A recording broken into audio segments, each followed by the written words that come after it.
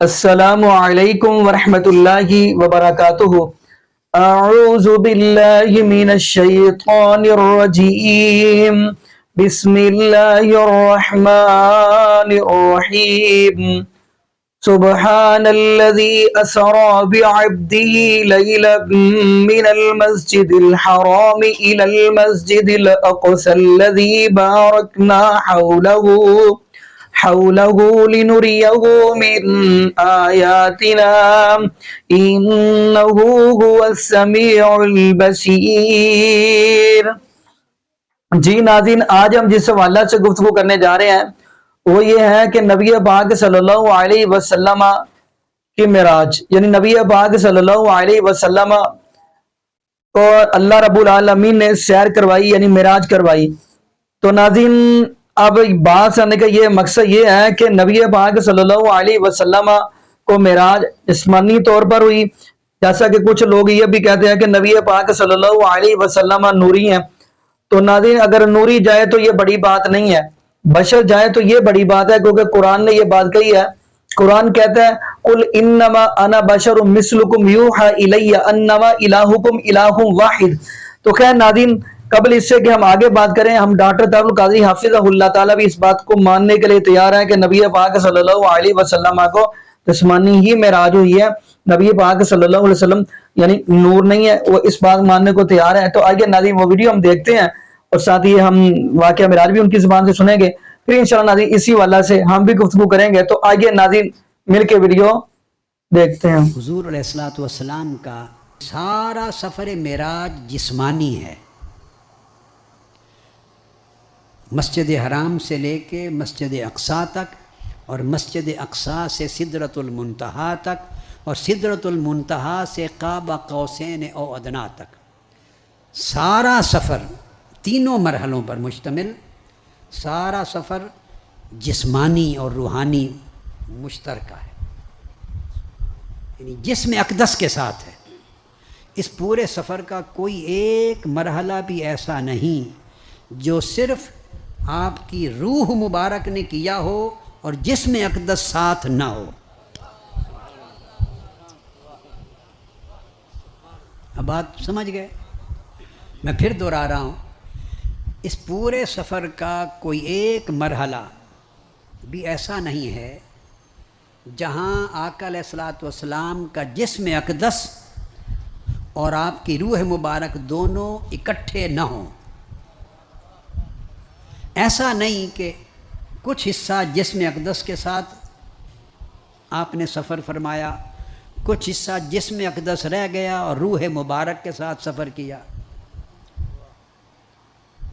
یہ تفریق نہیں ہوئی۔ اب اس کی وجہ سمجھاتا ہوں۔ علماء نے ان چیزوں پر لکھا ہے، اکابر علماء نے، ائمہ نے۔ میں آپ کو سادہ طریقے سے اس کی بنیادی، اس کا جو سر ہے، راز ہے، اس کی حقیقت و حکمت سمجھاتا ہوں۔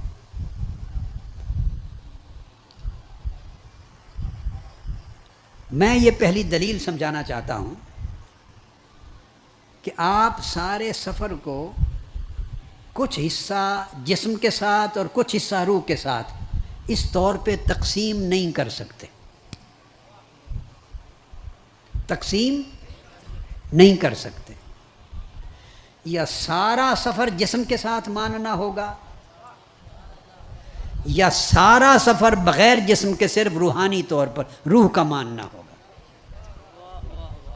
میں دہرا رہا ہوں کہ آپ اس سفر کو کچھ معراج اور آپ کا اسراء مع الجسد فقط، اور کچھ حصہ سفر مع الروح فقط، بلا جسد، بغیر جسم کے، اس طرح اس سفر کے حصے اور ٹکڑے نہیں کر سکتے۔ یا سارا سفر جسم و روح کا اکٹھا جسم کے ساتھ ماننا ہوگا، یا سارا سفر جسم کے بغیر فقط روح کا ماننا ہوگا۔ بین بین کی صورت ممکن نہیں۔ کوئی یوں کہہ سکتا ہے کہ کیا حرج ہے کہ مسجد حرام سے مسجد اقصیٰ تک کہ سفر کو جسم سے مان لیں اور اوپر کا حصہ صرف روح کا مان لیں۔ کوئی یہ کہہ سکتا ہے، اور ہم بھی اس کو بات سمجھنے سمجھانے کی غرض سے ایک لمحے کے لیے اپنے پاس رکھتے ہیں اور اس پر غور کرتے ہیں۔ اگر کوئی کہے کہ صرف روح کے ساتھ ہوا ہے،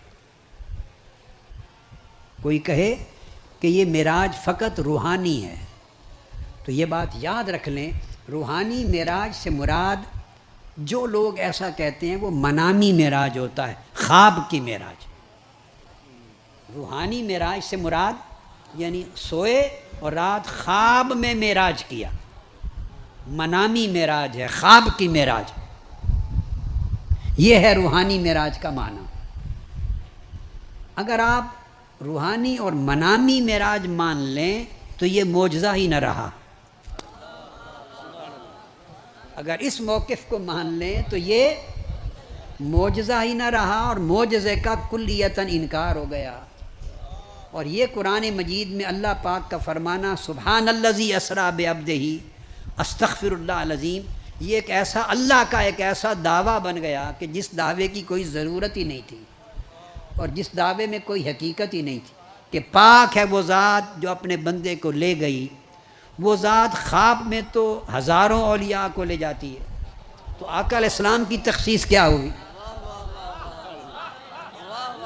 خواب میں تو ہزاروں اولیاء آقا علیہ السلام کی امت کے ایسے ہو گزرے ہیں اور ایسے ہوتے ہیں جنہیں خواب میں مسجد حرام سے مسجد اقصیٰ تک خواب میں اور کبھی آسمانوں تک یہ سفر کرایا جاتا ہے۔ کئیوں نے کیا ہے، کئی اللہ کے کئی اولیاء نے یہ سفر کیا ہے۔ اور اگر وہ خواب ہی کا سفر ہے تو پھر تو آقا علیہ السلام کی تخصیص نہ رہی، اور تخصیص جب نہ رہی تو معجزہ نہ رہا، جب معجزہ نہ رہا تو اللہ کا کلام غیر ضروری بن گیا اور دعویٰ بغیر بنیاد کے بن گیا۔ تو یہ نہ قرآن میں اس کا ورود ریلیونٹ رہا، نہ سورہ النجم والنجم اذا ہوا سے آگے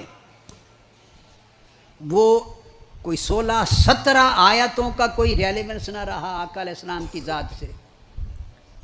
وہ الگ بات ہے، اس بحث میں نہیں پڑھتے کہ اس سے مراد جبرائیل امین کو لینا ہے، ما زاغ البصر وما طغی، یہ اللہ پاک کو لینا ہے۔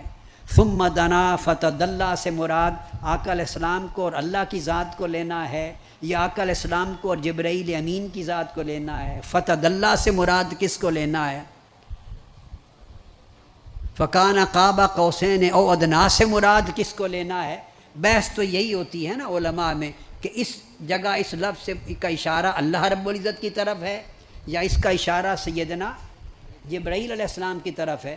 بھائی اللہ کی طرف ہو یا جبرائیل امین کی طرف ہو، اگر سب کچھ خواب میں ہوا ہے تو یہ معجزہ ہی نہیں ہے۔ خواب آتے رہتے ہیں، خواب عام مومنین مسلمانوں کو بھی آتے ہیں اور صالحین کو اس سے بہتر صادق خواب آتے ہیں، سچے۔ پھر اولیاء کو ان سے اچھے سچے خواب آتے ہیں، پھر اولیاء کاملین کو، صادقین کو، مقربین کو، صدیقین کو اور سچے خواب آتے ہیں۔ اور سچے خوابوں میں اولیاء کو اللہ کی زیارت بھی ہوتی ہے، جبرائیل امین کی زیارت بھی ہوتی ہے، وہ جبرائیل امین کے ساتھ سفر بھی کرتے ہیں، وہ مسجد اقصیٰ بھی جاتے ہیں، وہ آسمانوں پر بھی جاتے ہیں، وہ جنتوں میں بھی جاتے ہیں، اولیاء خواب میں ہر جگہ جاتے ہیں۔ اب اگر اس کو منامی اور روحانی معراج لے لیں تو یہ تو معجزہ کا انکار ہو گیا، یہ تو معجزہ کا ہی انکار ہو گیا۔ اور اللہ پاک جو اس طرح فرما رہے ہیں سبحان الذی، پاک ہے وہ ذات، کوئی بڑا کام ہو تو تب اللہ اس بات کو سبحان الذی سے شروع کرتا ہے۔ آپ بھی سبحان اللہ کہتے ہیں نا، ایک عام بات ہو، مثلا یہ اگر میں پانی پی لوں تو آپ سبحان اللہ کہیں گے؟ ہر کوئی پانی پیتا ہے، اس میں سبحان اللہ کی کون سی بات ہے؟ آپ سمجھ گئے؟ اگر کوئی کھانا کھا لے تو سبحان اللہ کی کون سی بات؟ کسی کو نیند آ جائے، اس میں خواب آ جائے تو سبحان اللہ کی کون سی بات ہے؟ جو مطابق عادت ہو اس پہ سبحان اللہ نہیں کہا جاتا. جو زندگی کے عام طور طریقوں اور عادتوں کے مطابق ہو اس پر آدمی سبحان اللہ نہیں کہتا. سبحان اللہ اس پر کہتے ہیں جس بات پر تعجب ہو، جو عادت کے خلاف ہو. انسانی طاقت، عادت، صلاحیت، استعداد، قوت اس کو عام طور پہ نہ پہنچ سکتی ہو. کوئی انوکھا اور نرالا کام ہو جو کوئی اور نہ کر سکتا ہو اور کوئی کر دکھائے، اس پر انسان ایسے کلمات تحسین بولتا ہے سبحان اللہ. یہ ہے سبحان الذی اسریٰ بعبدہ، پاک ہے وہ ذات. اور پاک کس سے؟ شک و شبہ اور اعتراض سے پاک ہے، ہر قسم کی کمزوری اور نقص سے پاک ہے. جو چیز تم سوچ نہیں سکتے وہ اللہ نے اپنے محبوب کے لیے کر دکھائی، تو فرمایا پاک ہے وہ ذات سبحان اللہ. تو پہلی بات تو یہ ہوئی کہ اگر اس کو منامی اور روحانی لے لیں، منامی لے لیں، سمجھ رہے، تو پھر تو معجزہ نہیں، پھر تو معجزہ نہیں. اب سیکنڈ سٹیپ لیتا ہوں، آگے ایک قدم آگے بڑھتے ہیں. For the sake of discussion, ایسے بحث کے لیے، بات کو سمجھنے سمجھانے کے لیے ایک دوسرا اینگل سمجھتے ہیں، لے لیتے ہیں کہ کوئی یہ کہے جب کہ یہ بات کسی نے کہی نہیں. یہ بھی بتا دوں، ایک امکان لے رہا ہوں، پاسبلٹی، جب کہ اس امکان اور پاسبلٹی کو کسی نے، علماء اور ائمہ میں سے کسی نے نہیں لیا. مگر کیا فرق پڑتا ہے، یعنی جس کے جی میں جو آئے وہ اگل مار دیتا ہے، تو چلو اس کو بھی انٹرٹین کر لیتے ہیں. کوئی کہے کہ خواب تو نہیں تھا مگر جسم بھی نہیں گیا، فقط روح گئی، تو یہ بے عقلی کی بات ہے. اس لیے کہ ایسا کہنے والا گویا یہ کہنا چاہتا ہے کہ ایک وقت اس رات ایسا آیا کہ جسم اقدس آرام فرما تھا اور جسم سے روح نکل گئی تھی. یعنی جب روح نکل جائے تو اس کیفیت کو موت کہتے ہیں. تو آپ معراج کا موضوع بیان کرتے ہوئے معاذ اللہ آقا علیہ السلام کی ذات اقدس پر موت وارد کر رہے ہیں کہ روح جسم سے نکل گئی. جب روح نکل جائے، خالی جسم رہ جائے، اسی کو موت کہتے ہیں، اسی کو.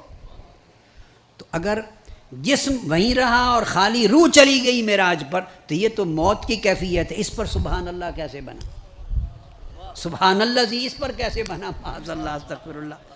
اور یہ ایک ایسی بات ہے کہ یہ بجائے آقا علیہ السلام کی شان بیان کرنے کے، یہ اس کے برعکس ہے. اور پھر 1200 سال میں ائمہ، محدثین، علماء، متکلمین، فقہا اور اکابر اصول دین اور عقیدے کے کسی نے یہ بات نہیں کہی کہ جسم وہیں رہا مکہ معظمہ میں جہاں آپ لیٹے ہوئے تھے اور روح اس میں سے نکل گئی اور جبرائیل امین روح کو ساتھ لے کے چل پڑے. کیا؟ روح کو ساتھ لے کے چل پڑے اور روح گئی اوپر قاب قوسین تک، یا سدرۃ المنتہا تک، یا مسجد اقصیٰ تک. سمجھ گئے؟ تو یہ نامعقول بات ہوگی، اور نہ یہ عقل میں آنے والی ہے نہ نقل میں آنے والی ہے. یہ سراسر غلط، بے بنیاد اور نادانی کی بات ہوگی. اور پھر اس پر اگلی بات یہ کہ اگر خالی روح نے سفر کرنا تھا تو اس کے لیے براق لانے کی کیا ضرورت ہے؟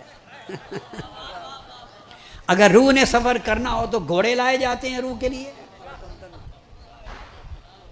روح کے لیے کوئی گھوڑے یا کوئی براق لائے، اس کے لیے سواری کی کیا ضرورت ہے؟ روح تو خود اس براق سے بھی زیادہ نورانی ہے. یہ جو براق لایا گیا یہ تو خود اس بات کا میسج ہے کہ آقا علیہ السلام جسد مبارک سمیت بنفس نفیس سفر کے لیے تشریف لے جا رہے ہیں. یہ جو براق کا ذکر آیا ہے وہ خود ایک میسج ہے کہ یہ سفر نہ خواب کا تھا نہ خالی روح کا تھا، جس میں پاک کے ساتھ سوار ہوئے، جیسے سواری کی جاتی ہے. آپ سمجھے بات کو؟ جیسے سواری کی جاتی. خود براق اٹسیلف اس بات کی کافی و وافی دلیل ہے کہ منامی اور روحانی نہیں ہے، محض روحانی نہیں ہے. منامی تو ہے ہی نہیں، منامی تو ہے ہی نہیں. اور پھر اگر واپس آ کے آقا علیہ الصلوۃ والسلام یہ فرما دیں اور آپ نے فرمایا ہو کہ میں نے آج رات خواب میں معراج کیا ہے اور خواب میں مسجد اقصیٰ پہ گئے ہوں، تو کسی کو اعتراض کرنے کی ضرورت ہے؟ ابو جہل کو اعتراض کرنے کی ضرورت ہے؟ سیدنا ابو بکر صدیق کو تصدیق کرنے کی ضرورت ہے؟ کفار و مشرکین کا اکٹھ کرنے کی کوئی ضرورت ہے صحن کعبہ میں اس بات پہ کہ انہوں نے دعویٰ کیا ہے کہ آج میں نے خواب میں معراج کیا؟ تو اکٹھ کس چیز کا؟ ہر کوئی خواب میں کر سکتا ہے، کسی کا معراج یہاں تک، کسی کا یہاں تک، کسی کا وہاں تک، ہر کسی کی اپنی صلاحیت ہے۔ تو اس پر تو اعتراض ہی نہیں بنتا، انکار بھی نہیں بنتا، تصدیق بھی نہیں بنتی، تکذیب بھی نہیں بنتی۔ اور پھر احادیث میں آتا ہے کہ وہ اکٹھے ہو کر آقا علیہ السلام سے سوال کرنے لگے کہ بتائیں مسجد اقصیٰ میں کیا ہے، راستے میں کیا دیکھا؟ اگر کسی نے خواب دیکھا ہو تو خواب بتائے تو کوئی اس عمارت کی کڑیاں بھی پوچھتا ہے اس سے، اس کی کھڑکیاں بھی پوچھتا ہے، خواب دیکھا ہو تو اس کی کوئی تفصیلات اور علامات بھی پوچھتا ہے۔ اب بھلے سفر میں بھی کوئی پوچھتا ہے کہ کسی کافرے کو دیکھا، کیا ہوا کیا نہیں ہوا۔ خواب اگر کوئی بتا دے میں نے خواب دیکھا ہے تو اس سے کوئی سوال کرنا بنتا ہی نہیں ہے۔ اس سے ثابت ہوا کہ آقا علیہ السلام نے بھی صبح جب بیان کیا تو خواب کر کے بیان نہیں فرمایا تھا، ایک کھڑی جیتے جاگتے معراج کی حقیقت کو بیان کیا تھا۔ تب ہی تو ایک زلزلہ بپا ہو گیا کفار میں کہ یہ کیسی بات کر دی، ایک ہی رات میں یہ وہاں سے یہاں کیسے ہو کے آ گئے؟ تو خواب میں تو ہوتا رہتا ہے۔ تو یہ تو پہلی بات کی نفی ہو گئی، ٹھیک ہے۔ اب دوسری بات جو میں نے شروع کی تھی تو میں نے کہا کہ رک جاتے ہیں، پہلے اس حصے کو تھوڑا دیکھ لیں۔ اب دوسری بات لیتے ہیں، وہ امکان اگر کوئی کہے جو میں نے کہا یہ بھی معقول نہیں ہے اور منقول بھی نہیں ہے۔ کوئی یہ کہے کہ مکہ معظمہ سے بیت المقدس مسجد اقصیٰ تک تو جسم کے ساتھ ہوا، تو وہاں مسجد اقصیٰ کے بعد باقی معراج روحانی ہے، روح کا ہے، جسم کا نہیں۔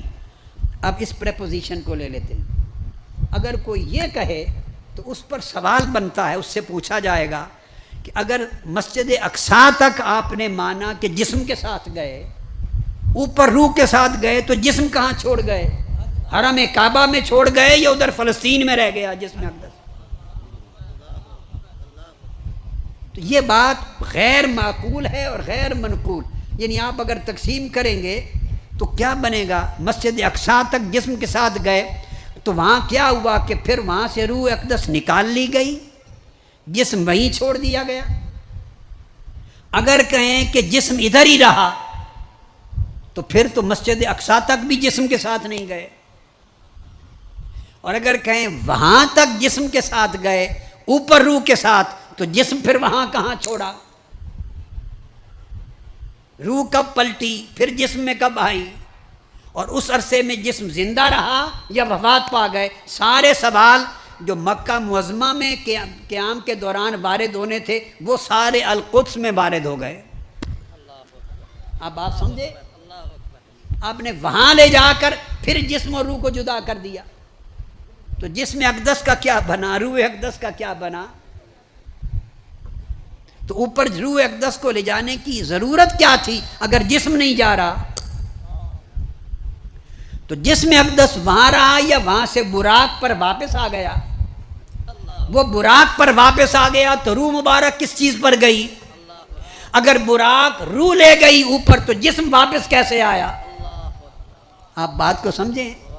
لہذا اگر آپ اس مفروضے کو بنا لیں تو اس میں بھی کوئی جان، عقل اور شعور اور دلیل نہیں ہے۔ تو میں نے عرض کیا نہ یہ جواز ہے کہ منامی خواب میں ہوا، نہ اس امر کا جواز ہے کہ جسم وہیں رہا، جسم اقدس اور خالی روح معراج پر گئی، اس کا بھی کوئی جواز نہیں، اور نہ اس امر کا جواز ہے کہ آدھا سفر جسم و روح کا اکٹھا ہوا اور وہاں جسم اقدس رہ گیا اور روح مبارک اوپر چلی گئی۔ ان تینوں امکانات میں سے کوئی امکان قابل قبول نہیں بنتا۔ جی ناظرین، آپ نے یہ ویڈیو ملاحظہ فرمائی، ناظرین جبکہ رب العالمین کا قرآن کہتا ہے سبحان الذی اسری بعبدہ، پاک ہے وہ ذات جس نے سیر کروائی اپنے بندے کو۔ ناظرین جو لوگ کہتے ہیں نوری ہے نبی پاک صلی اللہ علیہ وسلم، تو ناظرین ان سے پھر یہ سوال ہے کہ نوری جو ہے وہ کھاتے نہیں ہیں، فرشتے کھاتے نہیں ہیں، نوری جو ہے وہ پیتے نہیں ہیں، نوری جو ہے وہ شادی کرواتے نہیں ہیں، نوری جو ہے وہ قضائے حاجت کرتے نہیں ہیں۔ تو ناظرین عجیب و غریب بات یہ ہے کہ یہ لوگ کیسی کیسی باتیں کرتے ہیں، جبکہ قرآن اس بات کی گواہی دے رہا ہے قل انما انا بشر مثلکم، اے میرے محبوب علیہ السلام آپ کہہ دیجئے میں بھی آپ کی مثل بشری ہوں، یوحی الیہ میری طرف وحی کی جاتی ہے۔ تو ناظرین بات یہ ہے کہ اب کچھ لوگ یہ بھی باتیں کریں گے کہ آپ کو کیا پتا کہ آپ نبی پاک صلی اللہ علیہ وسلم کی تعظیم یعنی عزت ایسے کرتے جیسے بڑے بھائیوں کرتے ہیں، استغفر اللہ معاذ اللہ۔ ناظرین یہ اتنا بڑا جھوٹ ہے، جیسے کوئی بلی سے کہتے یہ اونٹ ہے۔ ہم وہی بات کرتے ہیں جیسے جو اللہ کے قرآن نے کہی، جو نبی پاک صلی اللہ علیہ وسلم کے فرمان نے کہی۔ تو ناظرین جب کہ قرآن نے یہ بات کہی ہے قل انما انا بشر مثلکم یوحی الیہ، تو آپ ناظرین پھر قرآن پاک کو یہ کیا کہیں گے، قرآن پاک کے بارے میں یہ بات کیا کہیں گے پھر؟ تو خیر ناظرین اگر یہ لوگ کہتے ہیں تو میں یہ بات کہتا چلوں کہ الحمدللہ اللہ پاک نے ہمیں آمینہ کے لال حضرت محمد رسول اللہ صلی اللہ علیہ وسلم ہمیں پیر دیے ہیں۔ ناظرین میں اگر پیر مانتا ہوں، ہم اگر پیر مانتے ہیں تو نبی پاک صلی اللہ علیہ وسلم کو مانتے ہیں، ہم کسی اور دوسرے تیسرے چوتھے پنویں چھٹے کو نہیں مانتے۔ اب ان لوگوں نے جو لوگ یہ باتیں کرتے ہیں نا کہ آپ کو کیا پتا ہے، وہ اگر ان کو اس چیز کا علم ہو کہ نبی پاک صلی اللہ علیہ وسلم سے بڑھ کر کوئی پیر نہیں ہو سکتا، پھر وہ کبھی بھی دوسرے دنیا کے جو عام بزرگ بابے کسی کو پیر نہ پکڑیں، وہ کسی بابے کو پیر نہ بنائیں۔ پیر صرف آمینہ کا لال ہے، حضرت محمد رسول اللہ صلی اللہ علیہ وسلم، پیر صرف آمینہ کے لال ہے، امام الانبیاء، بلکہ نبی بھی کل قیامت والے دن نبی پاک صلی اللہ علیہ وسلم کے پیچھے ہوں گے۔ خیر ناظرین جو بات میں کرتا چلوں، آپ کہیں گے یہ بات کیسے کہہ دی، کیونکہ ہر نبی یہ کہہ رہے ہوں گے ربی نفسی، لیکن آمینہ کے لال حضرت محمد رسول اللہ صلی اللہ علیہ وسلم کہیں گے ربی امتی۔ ہر نبی نبی پاک صلی اللہ علیہ وسلم کی طرف ہی بھیجے گا اپنی قوم کو، اپنی امت کو۔ خیر ناظرین جو بات میں کرنے جا رہا ہوں، کچھ لوگ یہ جو بات کہتے ہیں، ناظرین یقین مانیے ہم جو بندے ہیں، میں اپنی بات کر رہا ہوں، ہمارے پسینے سے بدبو آتی ہے، لیکن آمینہ کے لال حضرت محمد رسول اللہ صلی اللہ علیہ وسلم کے پسینے سے خوشبوؤں کے حلے آتے تھے۔ آپ دیکھیں گے وہ قاضی سلمان منصور پوری کی کتاب ہے، انہوں نے اپنی کتاب رحمت العالمین لکھی ہے، تو انہوں نے بڑا کمال کا جملہ بیان کیا ہے۔ کہتے ہیں حضرت انس رضی اللہ عنہ کے گھر مہمان آگے، تو انہوں نے ایک رومال تھا اس کے اندر روٹیاں لپیٹ کے آگے رکھ دی، تو رومال تھوڑا سا گندا تھا، انہوں نے کہا انس پیارے یہ تو رومال گندا ہے، تو حضرت انس رضی اللہ تعالی عنہ نے اپنا یہ رومال آگ کے اندر پھینکا، تو اب رومال کی جو میل ساری ختم ہوگی، رومال کا ایک دھاگا بھی نہیں جلا۔ تو مہمان پوچھنے لگے اس میں کیا حکمت ہے، تو حضرت انس رضی اللہ تعالی عنہ فرمانے لگے کہ یہ رومال نبی پاک صلی اللہ علیہ وسلم نے اس رومال کے ساتھ اپنا پسینہ صاف کیا تھا۔ تو ناظرین اب میں یہ بھی بات کرتا چلوں، اب حدیث ہم پڑھتے ہیں، صحیح مسلم کی حدیث ہے، حدیث کا نمبر ہے غالباً 7495۔ حضرت عائشہ صدیقہ رضی اللہ تعالی عنہ فرماتی ہے کچھ لوگ کہتے ہیں نبی نوری ہیں، تو نبی کو نور سے پیدا کیا، وہ اس حدیث کی طرف دیکھیں۔ حضرت عائشہ صدیقہ رضی اللہ تعالی عنہ فرماتی ہیں کہ نبی پاک صلی اللہ علیہ وسلم نے فرمایا فرشتوں کو اللہ نے نور سے پیدا کیا، جنوں کو اللہ نے آگ سے پیدا کیا، اور جب انسان کی باری آئی، حضرت آدم علیہ السلام کی باری آئی، تو فرمایا مٹی سے پیدا کیا ہے۔ تو ناظرین سیر اللہ پاک نے اپنے محبوب علیہ السلام کو کرائی ہے، تو بھی عبدہ یعنی نبی پاک بندے ہی تھے، یعنی جسمانی طور پر سیر کروائی ہے۔ اور اگلی بات یہ بھی کہتا چلوں، کچھ لوگ جو کہتے ہیں جی نبی پاک صلی اللہ علیہ وسلم نوری تھے، تو ناظرین جب آپ یہ کہتے ہیں نوری تھے، پھر آپ جبریل علیہ السلام کے ماما کا نام بتا دے، ابا کا نام بتا دے، دادا کا نام بتا دے، جبریل علیہ السلام کی بیوی کا نام بتا دے، جو بندے یہ کہتے ہیں، جبکہ نبی پاک صلی اللہ علیہ وسلم کے بابا کا نام عبداللہ، ماں کا آمنہ حضرت آمنہ، اور دادا کا نام دادا جی سردار عبد المطلب، چاچا کا نام ابو طالب، اور آپ دیکھیں گے بیویوں کے نام آپ کو ناظرین پتہ ہوگا، حضرت خدیجہ، جبکہ حدیث کے اندر 11 آتی ہیں، حضرت خدیجہ رضی اللہ تعالی عنہ، حضرت عائشہ صدیقہ رضی اللہ تعالی عنہ، حضرت زینب رضی اللہ تعالی عنہ، حضرت ام حبیبہ رضی اللہ تعالی عنہ، حضرت حفصہ رضی اللہ تعالی عنہ۔ کیا ناظرین ویڈیو تھوڑی لمبی ہو جائے گی، بات کرنے کا مقصد یہ ہے کہ فرشتوں کی بیوی نہیں ہے، فرشتوں کی ماں نہیں ہے، فرشتوں کا باپ نہیں ہے، یعنی کہ وہ نوری ہیں۔